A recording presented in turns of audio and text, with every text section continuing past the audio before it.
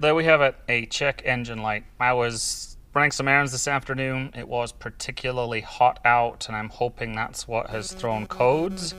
But that does give me the opportunity to live demonstrate to you the OBDEleven diagnostic tool that I purchased some time ago.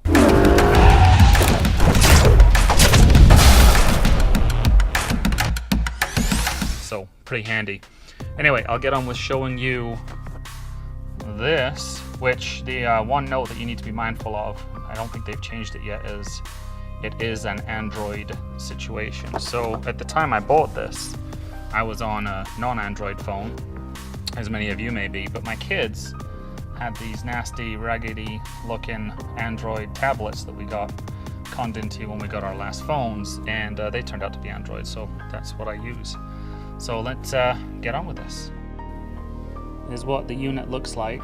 It plugs into the OBD2 port, and from there it connects wirelessly to the application. So plug it in.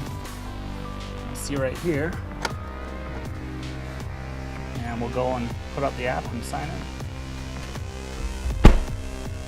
So we have the vehicle in auxiliary mode, accessory mode, and then let's fire up the application, sign in, hit, so you can see he's identified the vehicle here, the Audi S5, and we'll just hit scan. And there it's going through 25 of the vehicle systems to look for problems. It's already identified 2 problems, so one of them must have been in the first one, and then up there, oh, I missed it. It always says ESC or electronic stability control failure or error. I'm not sure. That's done that every time I've pulled this up, and I'm not clear why. But it seems fine, so whatever. And I haven't tried to launch the car, which is probably one of the few reasons in this vehicle I would ever even turn the stability control off, just to get it into the launch protocols. So you can see now it's at 9.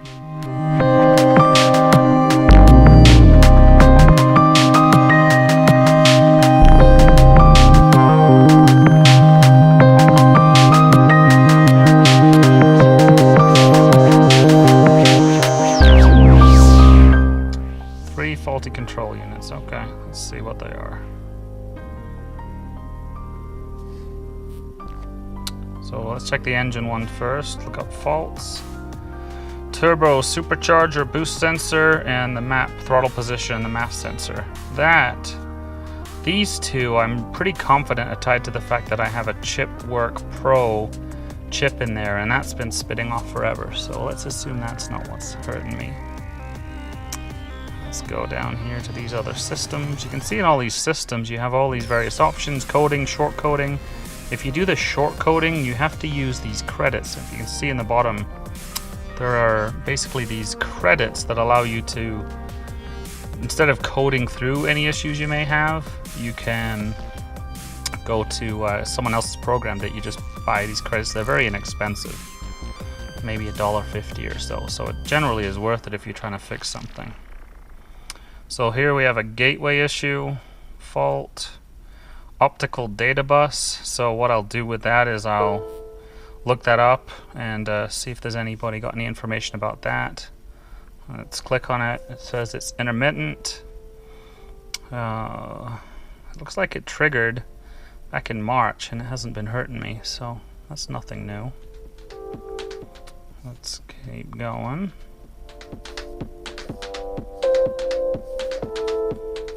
The radio, huh? What the heck?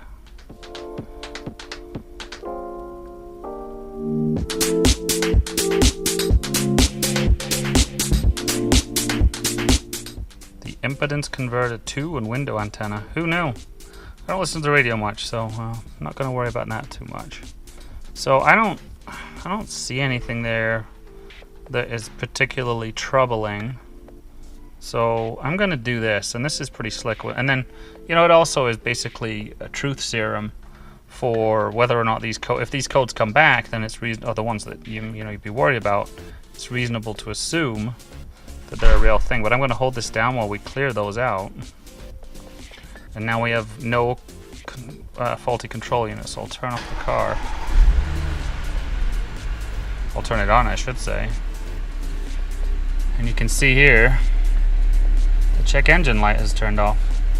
So I thought it might be useful to pull up the application here and basically navigate you around the tool itself and the various components of it. Like I said, there is so much depth to this, and a lot of people use VCDS, I think it's known as, and this is just the, I don't call it the poor man's version. It can do a lot of the same things, but it's certainly the layman's version, might be the best way to look at it.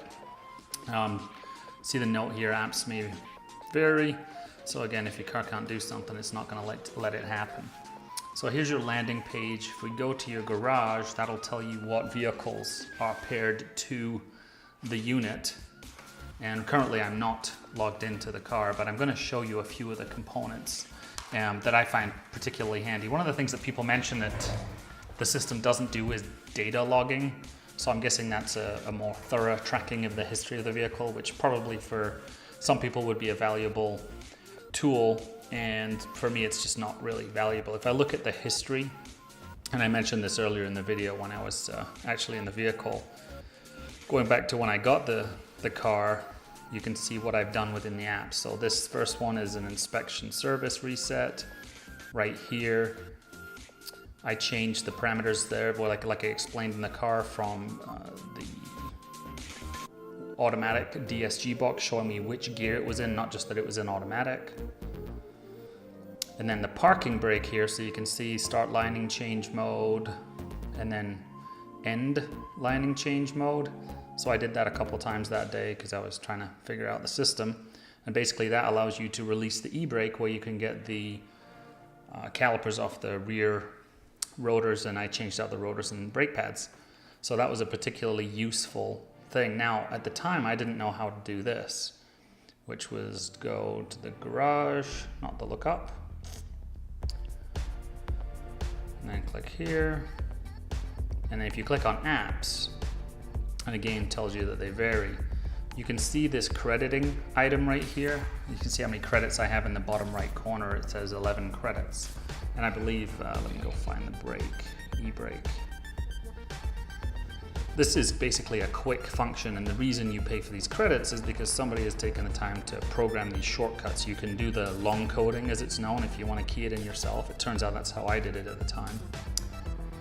And I wish I'd have just done this instead, but let's see, where is it? You can see all the various cool items that you can do in here, so it's really very comprehensive and a fairly straightforward interface overall.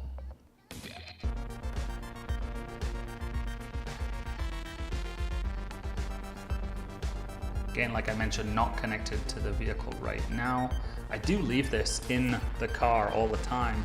So because now I do use an Android telephone, if I'm on a long road trip and I see a CEL pop up, I can quickly grab this and check it and make sure it's nothing that's really scary or intimidating, and either wave it off or delay it if I think that's necessary. So I think that's a really handy dandy function of this.